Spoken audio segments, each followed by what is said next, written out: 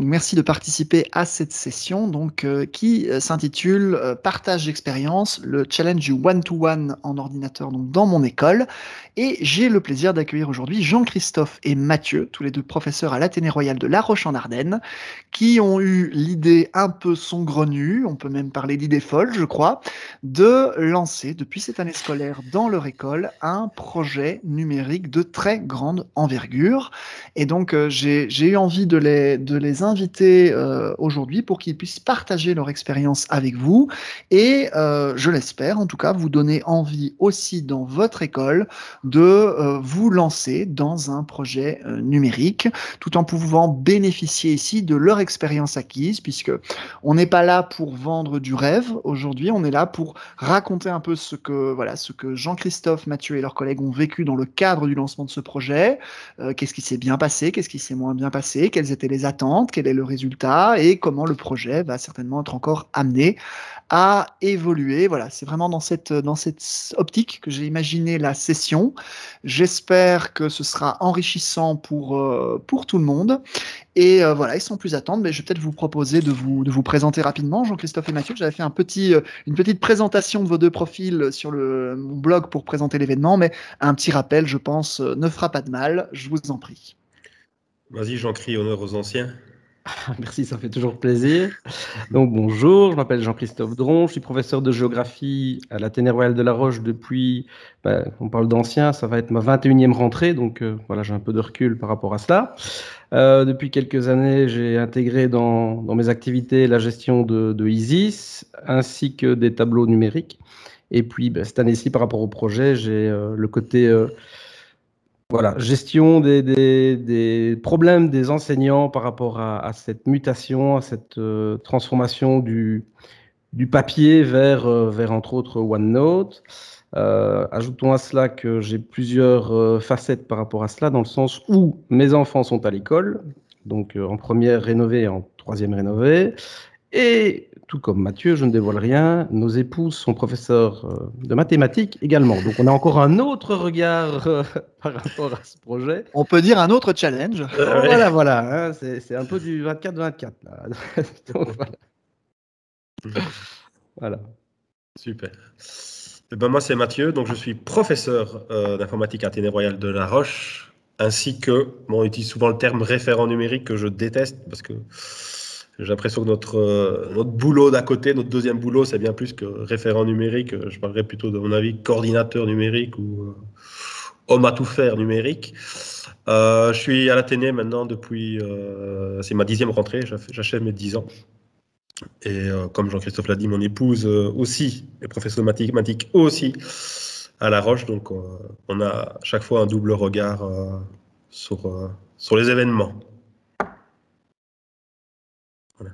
Magnifique, merci. Comme ça, on a un petit peu le contexte. Et donc, avant, je pense, de parler de l'idée que vous avez du projet et du lancement, j'avais envie de revenir peut-être sur le contexte spécifique de votre école, parce que vous êtes donc dans la très jolie ville de La Roche-en-Ardenne, mais c'est un cadre assez particulier. On va pas dire que c'est pas la même chose qu'une école qu'on trouverait par exemple à Bruxelles ou dans un grand pôle comme Charleroi-Liège. Donc, vous avez peut-être un contexte, on pourrait peut-être en dire deux mots.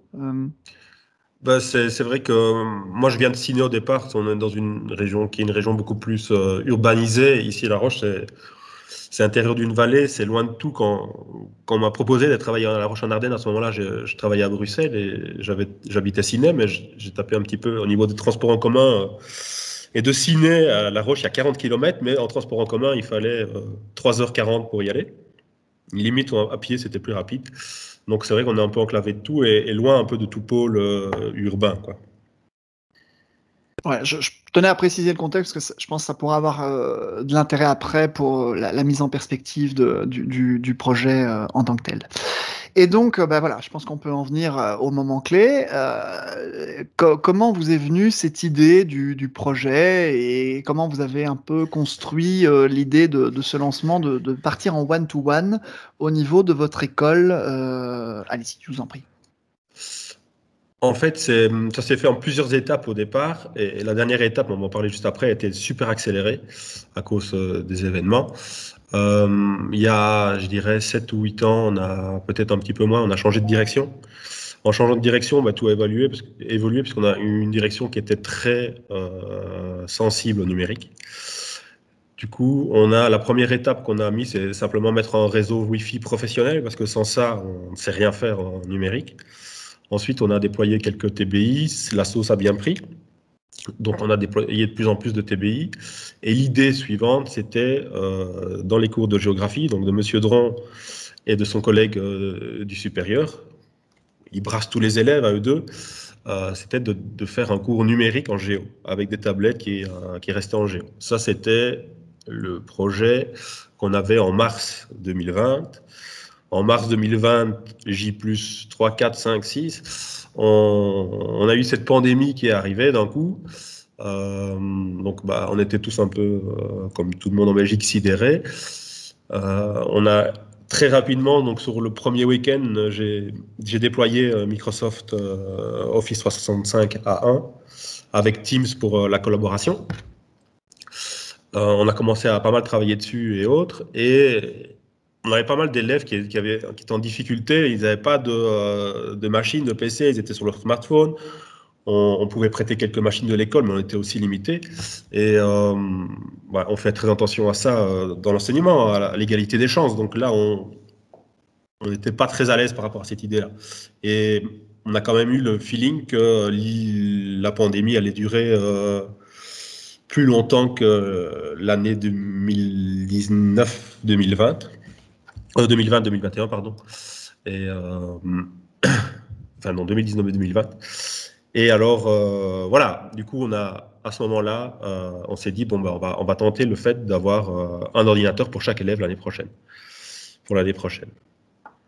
Ouais, super. Et j'imagine, si je me souviens bien, c'est à ce moment-là qu'on est entré en contact par rapport, je pense, aux prémices de ton projet, hein, enfin de votre projet. Oui, c'est ça. Donc, à ce moment-là, on s'est dit, voilà, vers quelle machine on va. L'idée, c'était que on puisse arriver à financer une machine sur plusieurs années, plus ou moins la durée de vie de la machine, 3-4 ans, sans faire payer de frais supplémentaires à l'élève. Évidemment, si le projet avait été de faire payer une tablette à l'élève, on n'était plus dans l'égalité des chances. Donc l'idée, c'était à partir des frais scolaires de parvenir à faire payer une tablette. Du coup, on a regardé un petit peu les produits et on a envoyé des demandes de devis à un petit peu.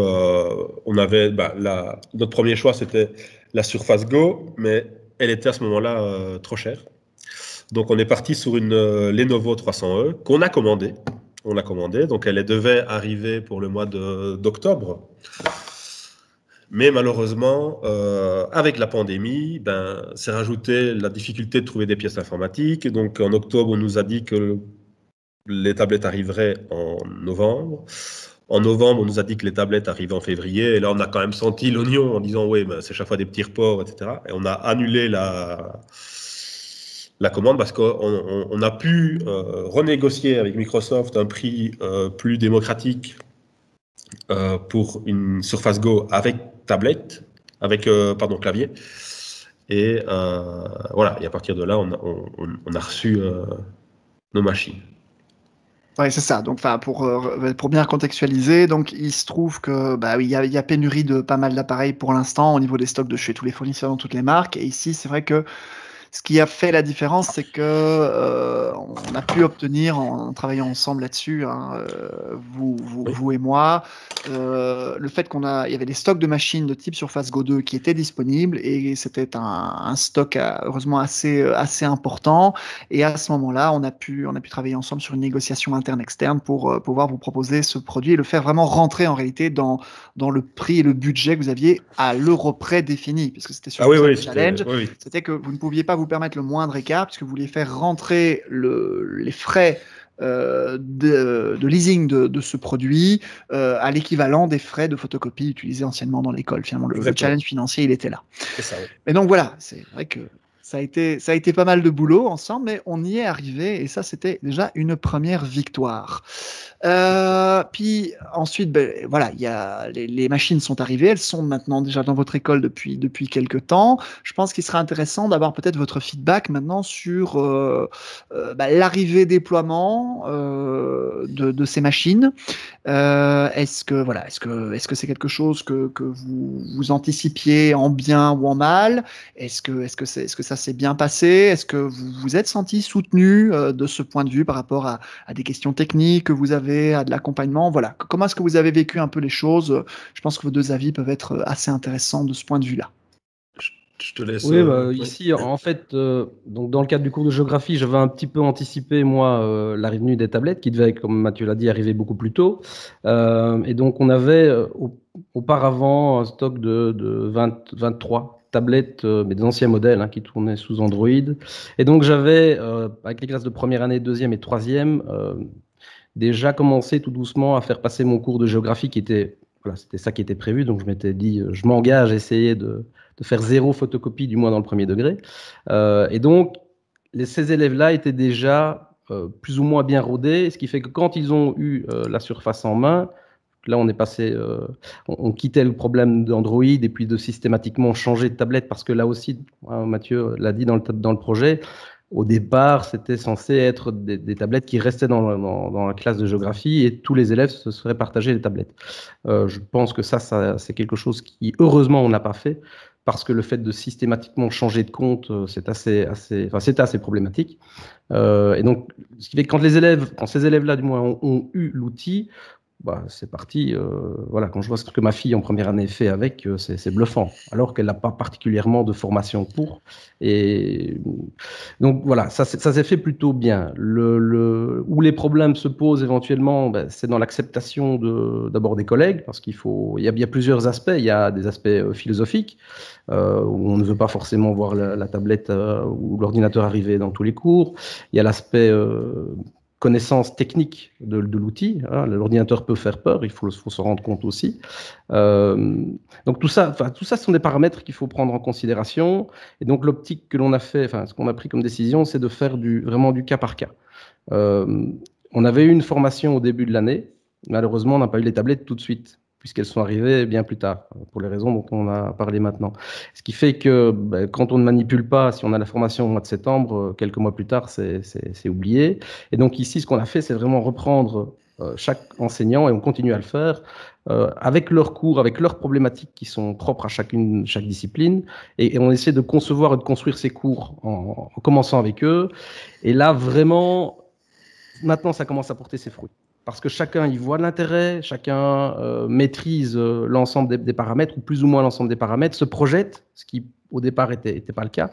Et d'ailleurs, c'est assez comique. On avait fait, vous savez, la fameuse semaine avant les vacances de Pâques qui a été annulée. On n'a pas pu. Alors que nous, on avait la possibilité, vu à l'outil, de passer en full distanciel. C'était pas très compliqué. On l'avait fait quelques semaines auparavant.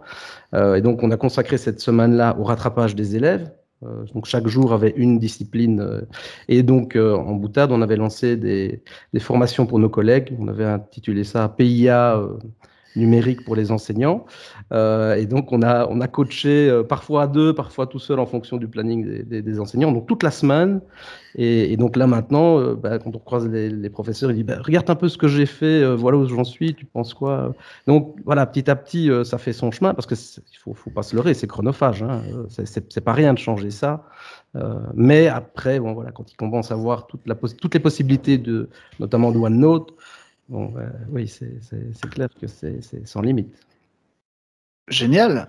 Matt, tu as peut-être quelque chose à ajouter par rapport à ça? Je peux ajouter simplement qu'on a reçu les 400 Surface Go. On en a déployé 370, je pense. On a fait ça sur une semaine et demie, je pense. Nous, on a vraiment voulu passer devant chaque élève. Donc, chaque classe venait chez nous, on déployait la machine avec eux. Parce qu'on est une école assez familiale, on est plus ou moins en secondaire, à Grosse-Louche, on est 370, oui, voilà. 398. Oui, 398, oui, c'est vrai. Mais c'est juste. Du coup, on avait envie de garder cet aspect familial aussi pour le déploiement, c'est-à-dire on vous donne la tablette, on vous explique un petit peu les fonctionnalités, on le fait avec vous. Voilà, tu parlais de soutien, on a pu, tu es souvent là pour nous aider via des petites questions vite fait sur Facebook ou autre. On a eu quelques formations avec Egide pour le déploiement de Intune, parce que bon, évidemment, il y a la gestion de ces tablettes derrière, avec le logiciel Intune qui est... Voilà. Pour celles et ceux qui ne le connaissent pas, donc Egide Chiapponi, c'est mon collègue, il travaille dans l'équipe Microsoft Éducation Belgique, et donc il est un peu plus en charge du côté technique, là où je suis un peu plus en charge du côté pédagogique, ou en tout cas pratico-pratique. Et donc voilà, donc la plateforme aide pas mal au niveau de la gestion. Bon, vous l'avez un peu compris, on a fait tout, comme diraient mes élèves, à l'arrache. On s'est précipité, donc on n'a même pas eu le temps de tellement paniquer, d'avoir peur, parce qu'on était tout le temps dans le flux. Voilà, au niveau de la gestion journalière, c'est pas trop compliqué. Il y a quelques petits, mais ça reste, voilà, le gros travail maintenant, effectivement, c'est la formation des collègues qui est, voilà, qui doit se faire de mon point de vue, parce qu'on a fait quelques séances déjà au niveau avec toi, avec EduLab collective, mais pour moi, plus c'est individuel comme formation, mieux ça passe. Parce qu'on peut faire presque voilà, on a un professeur de français, ben on va prendre son cours avec, on va essayer de le transformer un petit peu, lui montrer ce qui est possible, étendre le champ des possibles, et voilà, et c'est vrai que ça percole, ça met du temps, mais c'est ce que je disais aussi à Jean-Christophe, on est dans l'année 1 du projet, qui, à mon avis, pour prendre un cours en format papier et transformer en format numérique, on parle de 4-5 ans.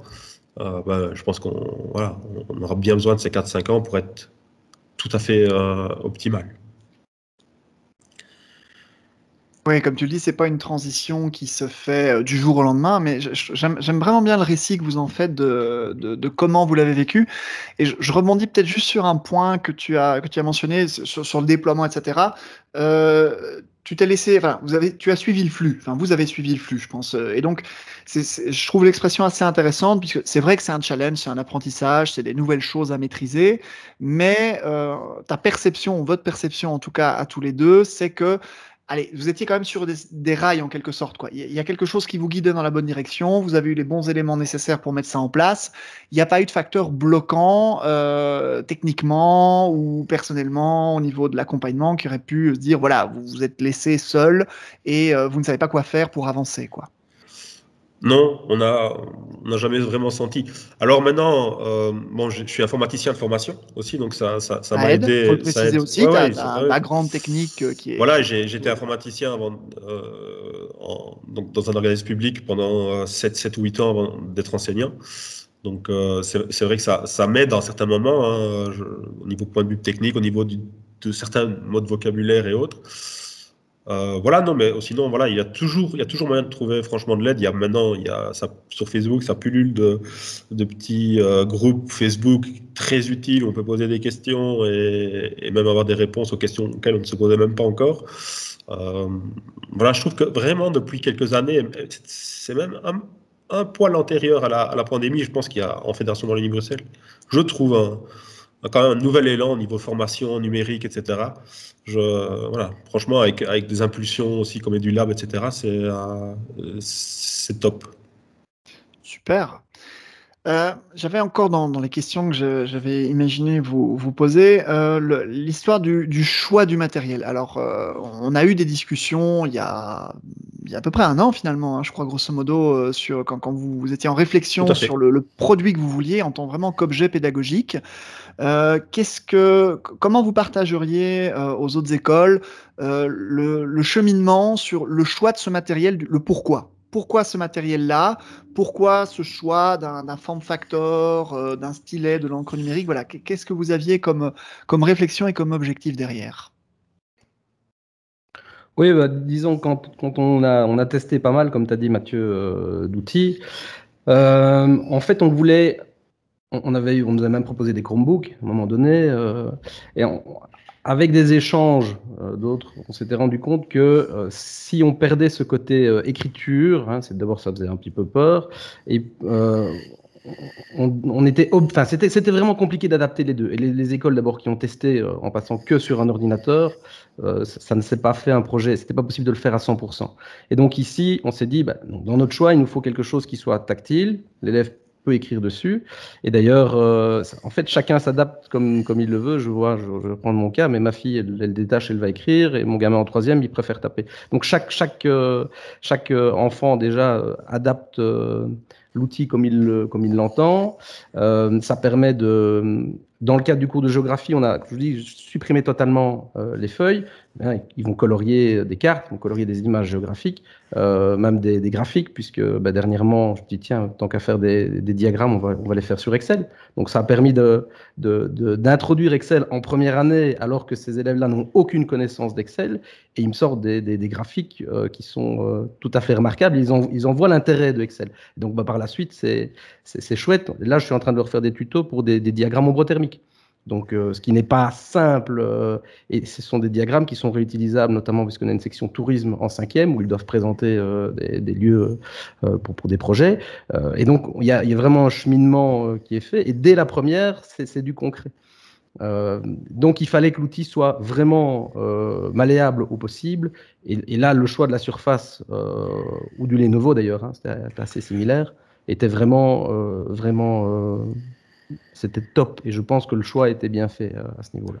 Oui, il n'y avait pas tellement de choix possible parce qu'on voulait éviter les Chromebooks, parce qu'on avait eu un petit peu des expériences malheureuses les années antérieures. Je me sens pas trop à l'aise avec les iPads, etc. Et ça compte aussi parce que je sais que je vais être, en tout cas pour les prochaines années, le coordinateur numérique de l'école.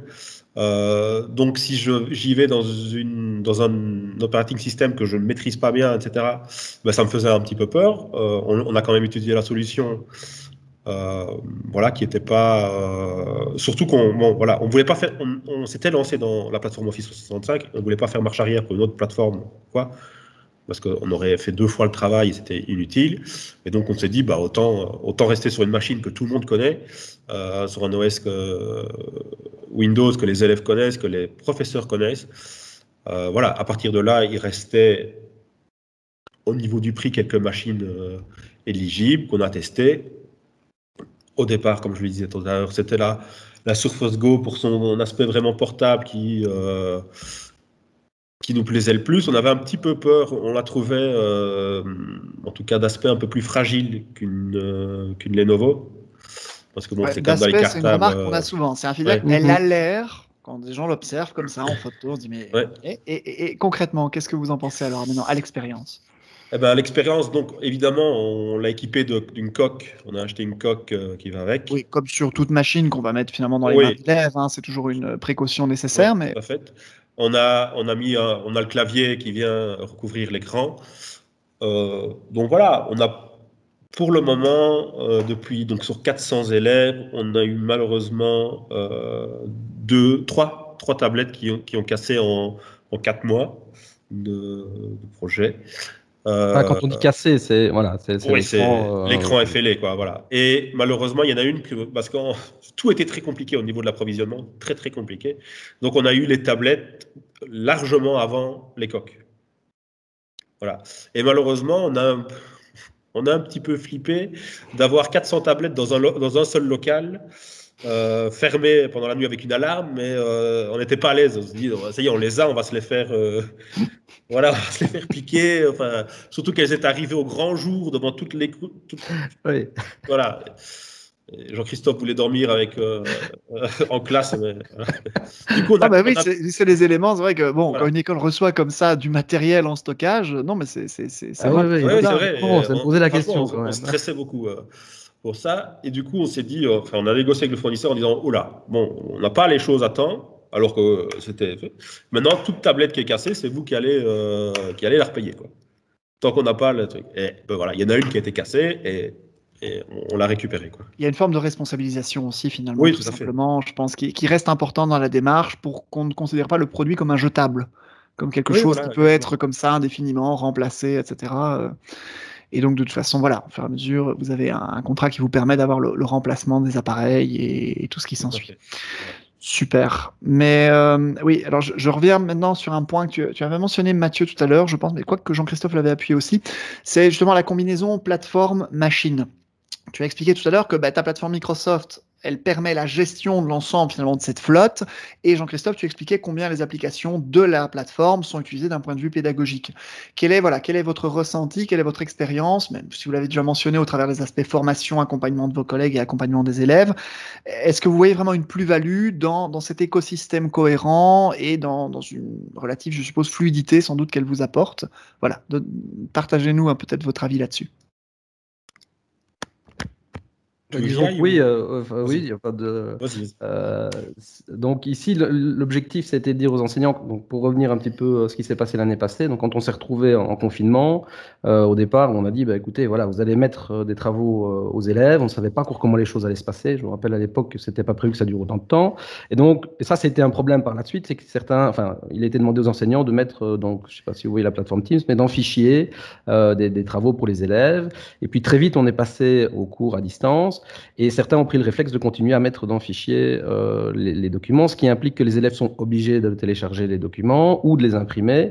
Et donc ici, on a dit non, on va glisser sur OneNote et vous allez travailler sur le bloc-notes de classe et donc par la suite OneNote pour en profiter pleinement. Et donc, c'est cette migration-là qu'on est occupé à faire pour que les élèves aient cette cohérence dans les cours. Puisqu'il faut que les élèves s'y retrouvent dans les sections, dans les pages.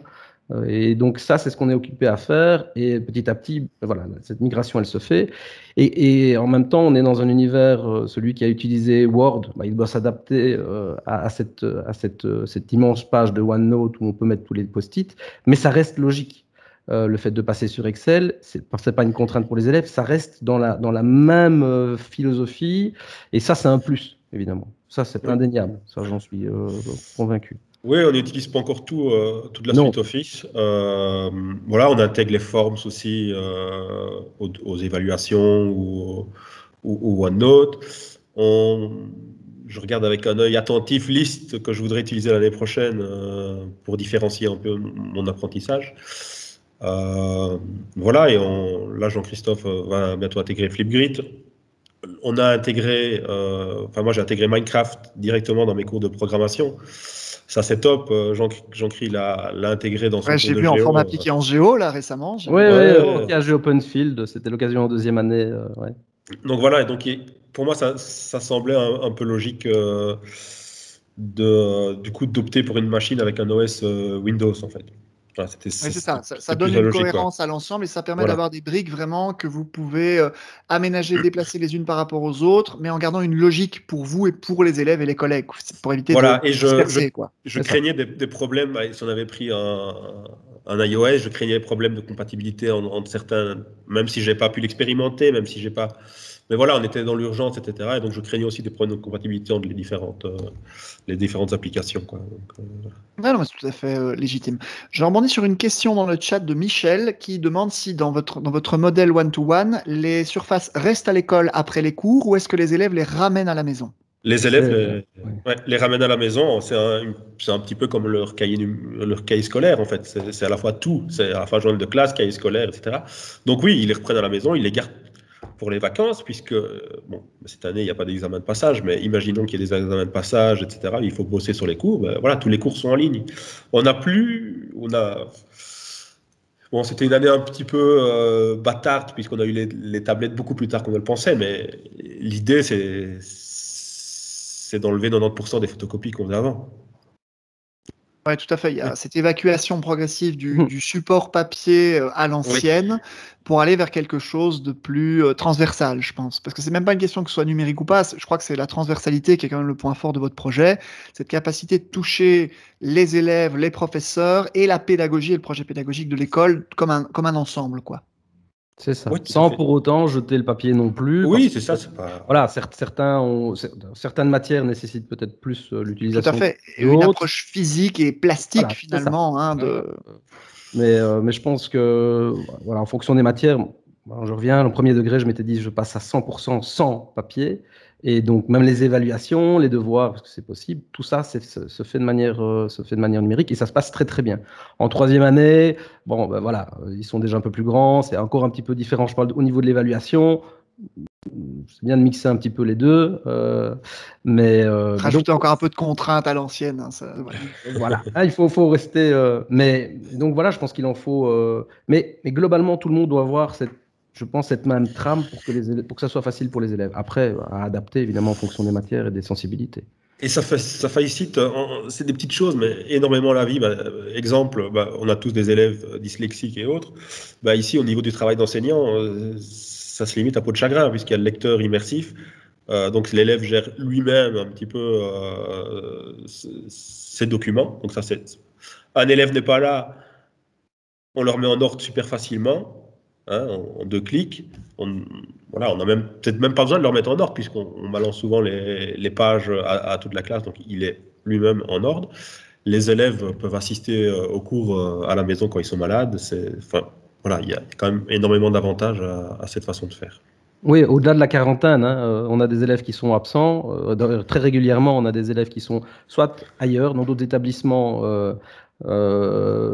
spécifiques, et donc qui suivent les cours à distance. Il y a des élèves, je pense à un élève de 2e année que j'ai jamais vu, mais qui tous les mardis m'envoie un petit message, voilà, je suis prêt, et donc il se connecte.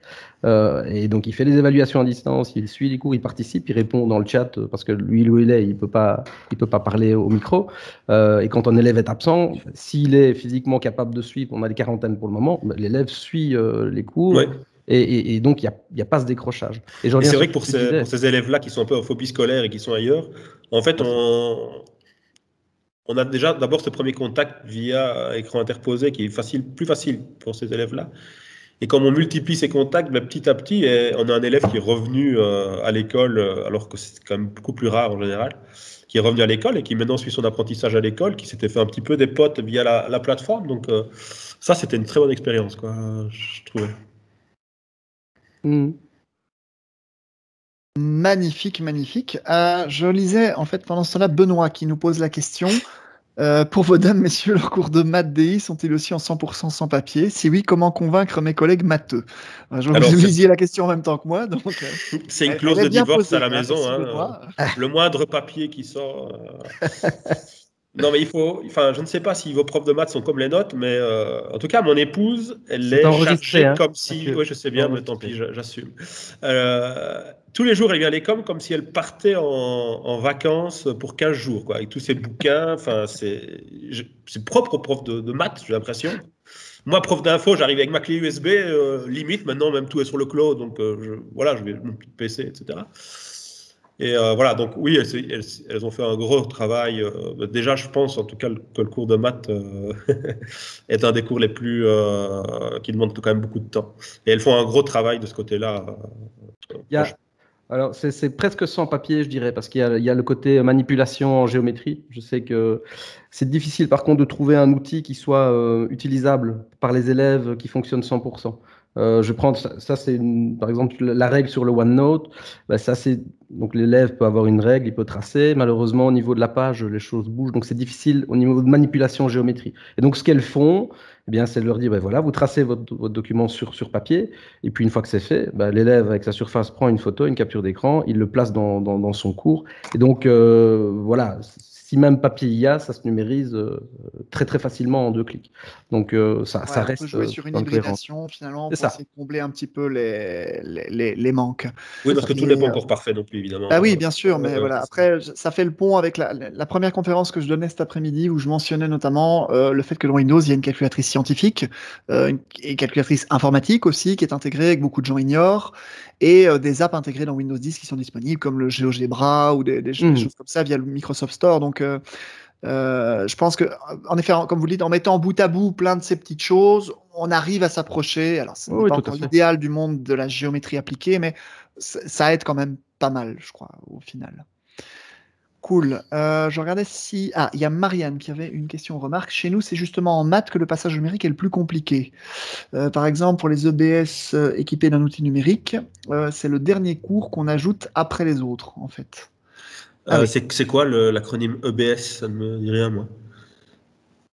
En effet, j'avoue que celui-là, il m'échappe un peu. Marianne, tu peux nous rappeler ce que c'est l'EBS? Ah oui, les élèves à besoins spécifiques. Oui, Ah oui, ok, d'accord, oui. Voilà. oui chez moi, on appelle ça les 10, des, avec des majuscules, des YS. Mais, Oui, c'est ça, nous aussi. Ah oui, pour les EBS, c'est le dernier cours qu'on ajoute après les autres. Tiens, mais c'est marrant, parce qu'en expérience de terrain, j'avoue que moi, en général, pour les élèves 10, on a tendance à mettre, enfin, dans mon ancienne école, dans les écoles que j'accompagne, on a plutôt tendance à leur mettre un espèce de train, justement, de numérisation d'assistanat numérique adapté pour toutes les branches géométrie comprises. C'est vrai que l'écriture mathématique, c'est déjà pas facile à appréhender sur du papier, donc c'est vrai que c'est un point. Maintenant, ouais, je sais pas si, voilà, on parlait tantôt de la calculatrice Windows ou de la nouvelle fonction maths qui est disponible aussi maintenant dans Teams. C'est une preview, mais elle est déjà disponible sur les tenants. Et c'est vrai que ça permet d'avoir l'écriture mathématique, en fait, dans une fenêtre de chat normale avec tous les caractères adaptés. Et il y a déjà ces formules dans OneNote. Donc, Oui, peut-être que ça OneNote, explique oui. aussi une transition un peu plus simple, peut-être, de ce point de vue-là. Voilà. Mais c'est une bonne question. C'est toujours intéressant de façon de croiser les points de vue et les expériences de terrain. Donc, merci beaucoup, Puis Marianne. on n'utilise pas que des logiciels estampillés Microsoft, on a Bah non, de aussi... toute façon, c'est pas le but. ouais, tout à fait. C'est une Mais on compatibilité a générale du effectivement système. déployé GeoGebra pour toutes les classes du supérieur pour le moment. On utilise aussi la plateforme Scoodle avec des livres numériques. Donc voilà, on a d'autres outils, quoi. Oui, c'était aussi, Emmanuel, l'idée du stylet, c'était aussi pour tous les cours comme les maths, etc. C'était... C'est un bon contournement. Hein. Ouais.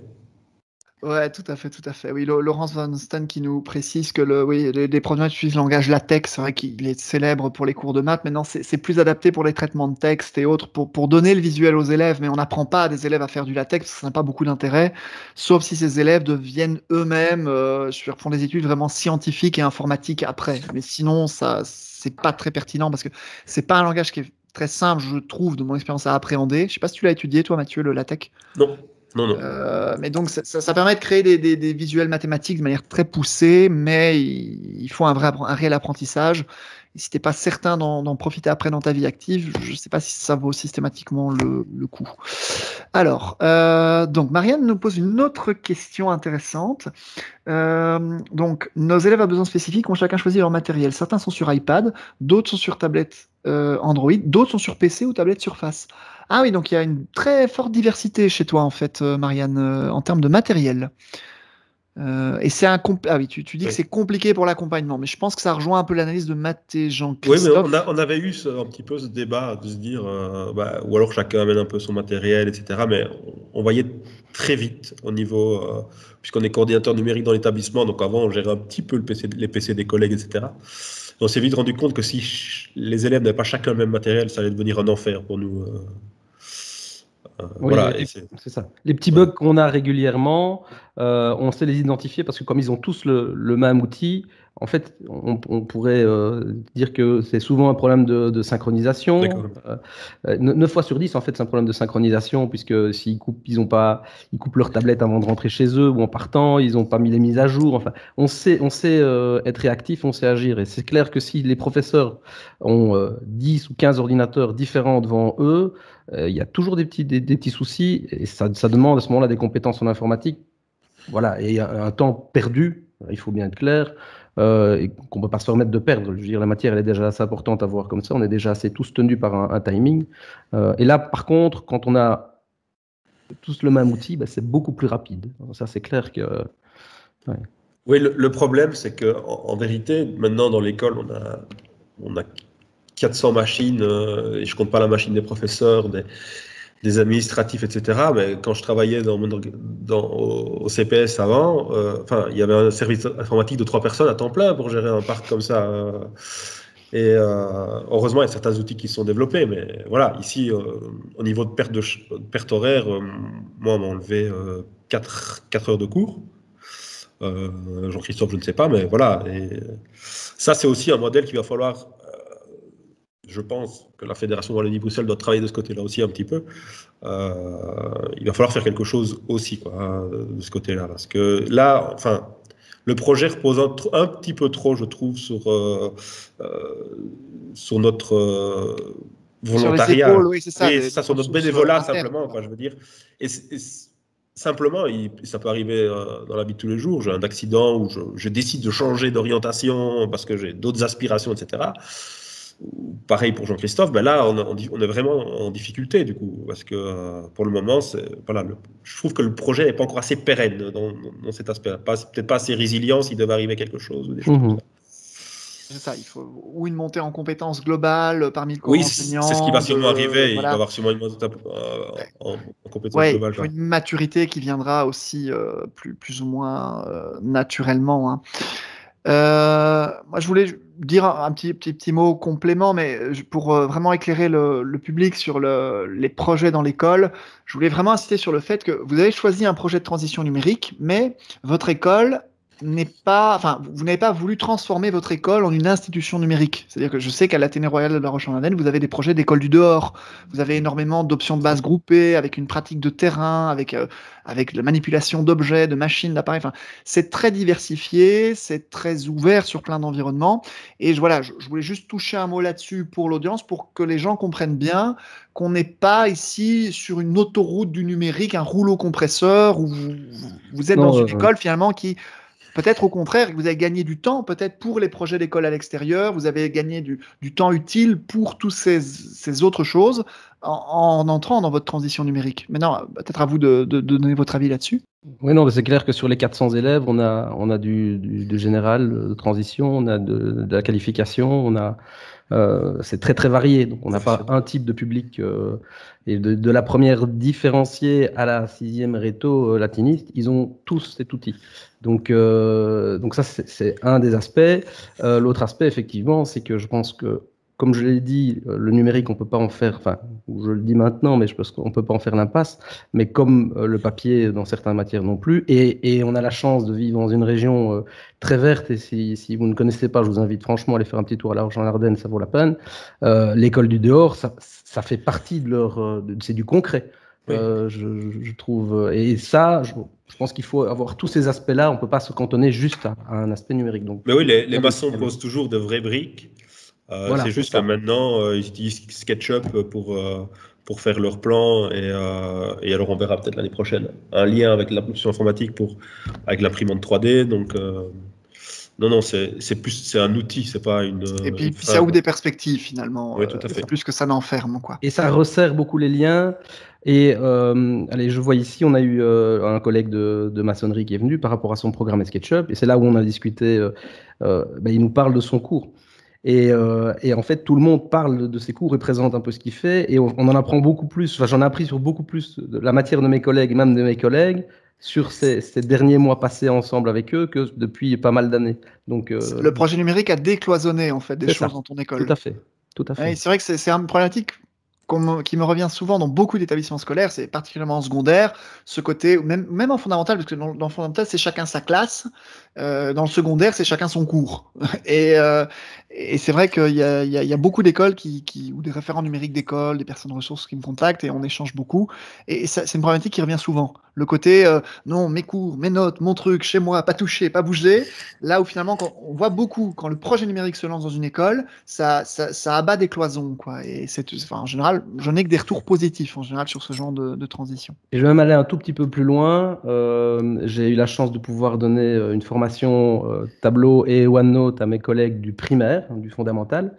Et c'est prévu dans le courant des semaines qui viennent que je fasse le même type de formation aux élèves de 5e et 6e primaire, puisque les 6e, théoriquement, glissent et viennent chez nous. Donc, ça permet même d'avoir des liens entre secondaires, de renforcer ces liens en fait entre le secondaire et le fondamental. Et c'est chouette aussi, c'est très enrichissant. Donc je suppose que c'est le projet de ludification par Minecraft et la topographie que tu avais déjà mentionné tout à l'heure. Oui, ici, c'est vraiment la spécificité usage OneNote pour les prépa. Ah oui, donc c'est vraiment une pédagogie très très large. C'est pas seulement de la gamification. Oui, non, du tout. Ouais, d'accord. Donc écoute, j'ai hâte d'en savoir plus en tout cas. C'est super. Et écoutez, ça fait déjà presque 1 heure qu'on est ensemble. Je proposerai peut-être pour les 3 minutes restantes, parce que j'ai prévu d'arrêter à -5, le temps de me réhydrater avant d'enchaîner sur ma dernière session de l'après-midi avec mon ami Gaetano Licata, que j'interviewerai également. Peut-être de revoir au niveau du chat, au niveau de l'audience. Voilà, est-ce que Quel est peut-être votre feedback sur cette session? Est-ce que vous avez trouvé ça enrichissant? Est-ce que vous avez appris des choses grâce à l'expérience partagée de Jean-Christophe et de Mathieu? Est-ce que vous avez éventuellement encore des questions que vous voulez leur poser maintenant avant qu'on ne se quitte? Voilà. Est-ce que cette journée du dé vous plaît? Est-ce que c'est un projet que je dois imaginer de réitérer à l'avenir? Voilà. On est complètement ouvert, donc allez-y dans le chat, faites-nous part de vos remarques, feedback, conseils, avis et questions. On vous laisse quelques instants pour taper ça. Et si vous n'avez pas envie de taper, vous pouvez aussi lever la main pour demander une prise de parole. C'est parfois plus rapide. Sinon, nous, on peut parler super-héros, Marvel ou DC. On rentre dans un autre débat. J'ai mis mon t-shirt Star Wars. T'as pas ton Batman aujourd'hui, Jean-Christophe? Je suis déçu. Non, j'ai pas mis de Il est sous la Batman. chemise. Voilà. Il est venu incognito. Je suis un Bruce Wayne aujourd'hui. Voilà. Laurence trouve la journée top. Vivement la prochaine édition. Écoute, merci. Michel remercie pour le partage. Virginie met plein de pouces, de likes, super. Marianne remercie pour la mise en perspective. C'est vrai que c'est des projets qu'on vit chacun de son côté. Je trouve que tu résumes bien, Marianne. C'est vrai que souvent l'école vit son truc, mais on n'a pas le temps non plus, ni l'énergie, ni les moments de commencer à comparer les choses. Et c'est top. Alors, je vois bravo qu'il y a encore. Vieil ami pour cette gestion de projet qui a probablement dû faire arracher le peu de cheveux qui lui restait. Bravo à eux. Donc on se doute bien qu'il ne parle pas de Jean-Christophe. Hein. À mon avis. Avec plaisir, Cédric. Voilà, Benoît, merci à vous trois. Notre fil de projet numérique de l'Athénée de Visay ressemble très fort au vôtre. On est en mode biot, par contre, donc multiplateforme, et on se sent vraiment moins seul. Écoute, tant mieux, mais donc Benoît, de toute façon, n'hésite pas à me recontacter aussi pour qu'on en discute, parce que même en multiplateforme, en fonction des solutions choisies et de tout ce qui s'ensuit, il y a de la cohérence, il y a du renforcement qu'on peut apporter, donc n'hésite pas. Audrey trouvait que c'était très intéressant, c'est chouette d'avoir un partage d'expérience pour envisager l'avenir plus facilement, ça permet de penser aux éléments auxquels on n'aurait pas pensé de base. Super, merci Audrey, c'était vraiment un des buts premiers, je pense, de cette session. Emmanuelle n'a pas de pouvoir décisionnaire, mais elle est référente numérique depuis cette rentrée. Elle pousse pour arriver à du one-to-one, mais ses collègues sont divisés en 2 groupes. Je pense que c'est un peu ce que vous avez vécu aussi, Jean-Christophe. Oui, c'est vrai, au départ, c'est un projet qui fait très peur parce que déjà, les professeurs vont vers quelque chose qu'ils ne connaissent pas et dans lequel on ne sait pas forcément tout de suite montrer les avantages. En tout cas, nous, on était dans le rush, donc on n'a pas forcément su tout de suite montrer les avantages. C'est aussi un projet qui demande beaucoup de travail aux équipes éducatives, en tout cas à court terme, pour la transformation. Je pense qu'une fois que le cours est transformé, il y a moins de travail, ou en tout cas du travail beaucoup plus pédagogique, administratif. Mais tout ce que je peux dire, c'est qu'une fois qu'on a lancé, une fois que les professeurs voient les avantages, la partie un petit peu réfractaire, elle a tendance à fondre. Alors on n'aura jamais, et ça vaut dans n'importe quelle société, dans n'importe quel groupe humain, on n'aura jamais 100% des gens qui sont partants pour... Et là, voilà, ce sera le cas ici aussi. Voilà. Ce qui est très, très, très motivant, c'est de voir certains collègues qui étaient peut-être arrivés un peu à une carrément de leur carrière où ils étaient blasés depuis pas mal d'années dans leur cours, qui n'étaient pas du tout pour le projet, qui ont mis les mains dedans et qui maintenant se refont une nouvelle carrière et sont super motivés parce que c'est très ludique au final. On peut intégrer ce que l'on veut, c'est très malléable, on est très libre en fait en classe, contrairement à ce qu'on pourrait croire. On n'a plus cette contrainte du papier, on peut en fonction de la classe, de l'état d'avancement, faire ce que l'on veut. Et ça, c'est chouette d'avoir ces collègues qui viennent nous dire moi, je ne pensais pas, mais j'ai racheté un ordinateur. Maintenant, c'est vraiment un plaisir. D'ailleurs, collègues qui n'avaient pas d'adresse mail. Quoi. Oui, qui n'avaient pas d'adresse mail. C'était pas quelqu'un donc c'est vraiment, on parlait de fracture numérique dans les commentaires, ça se situe bien là. Quoi. Oui, c'était pas d'adresse mail. Quoi. Et maintenant, elle nous pose des questions super techniques. On n'a pas la réponse en 10 secondes. Quoi. Oui, c'est ça. Et ça, c'est sur même pas un an d'expérience. Oui. Donc c'est vraiment motivant, quoi. Alors, on se dit totalement. Je vais laisser le mot de la fin à mon ami Franck qui pose une très bonne question. Je pense qu'il pourra conclure cette session. Comment, en quelques mots, Jean-Christophe et Mathieu, comment est-ce que vous voyez maintenant les années prochaines, les années à venir par rapport à votre école, votre projet? Je pense que ce sera une bonne conclusion à cette session. on va mettre, je pense que le côté technique, 90% est fait. Et donc, je pense qu'on va pouvoir vraiment se consacrer au pédagogique à fond et commencer à aller chercher des choses un peu, à débroussailler des sentiers qu'on entreaperçoit et qu'on a envie de prendre. Voilà, je pense que c'est ça les prochaines années. Je pense que du coup, elles vont être vraiment. Enfin, moi, je suis enthousiaste à l'idée de les vivre. Ouais. Et moi, en géographie, voilà, je trépigne à l'idée de pouvoir leur partager, quand ils n'auront plus de gel, à mettre sur leurs mains des merges cubes qui attendent. Il y a de la réalité augmentée, de la réalité virtuelle. Tout ça est prêt dans ma classe. Donc, voilà, j'attends avec impatience la rentrée. Ah en bah, et espérant qu'on sur pourra les se- Surface Go, tu pourras t'amuser avec l'assistant de réalité augmentée, justement, Voilà, c'est ça. réalité mixte, hein, l'application Windows 10 native. C'est vrai que moi, je l'ai testé, elle est vraiment fun. Et le format des Surface Go qui sont très légères, c'est vraiment rigolo pour faire ça parce que on ne se tue pas les bras et les épaules à Ouais. porter la tablette à hauteur de visage et ça oblige, enfin, ça n'oblige pas l'école à acheter des lunettes de réalité augmentée hors de prix. Donc, c'est vrai qu'il y a moyen de faire des choses de dingue avec ça. Eh ben, merci en tout cas, Jean-Christophe. Merci Mathieu d'avoir accepté mon invitation parce que Avec il plaisir, fallait oser. Plaisir. Ouais. J'avoue, j'avais eu C'était- peur que vous n'acceptiez pas, même si j'espérais vraiment pouvoir organiser cette session. Je vois que le public a été au rendez-vous, les retours sont hyper positifs, et donc nous restons forcément tous les trois en contact pour la suite de votre super projet. Et j'invite les gens de l'audience qui ont suivi la session, évidemment, à nous contacter pour soit peut-être vous, si vous acceptez évidemment de continuer, à leur partager quelques conseils ou remarques par rapport à votre projet, si des écoles sont intéressées de calquer peut-être l'architecture, la structure, l'organisation de ce que vous avez pu mettre en place, et Sans à me problème. contacter, je l'espère en tout cas, pour que je puisse discuter plus activement et plus spécifiquement de projets numériques déjà en place ou de projets numériques à venir, pour simplement, comme habituellement, faire un partage d'expertise sur toutes les technologies Microsoft Éducation, les machines Windows 10 en éducation, et vous aider évidemment à trouver les éléments les plus adaptés en termes d'outils et de programmes pour votre projet, tout simplement.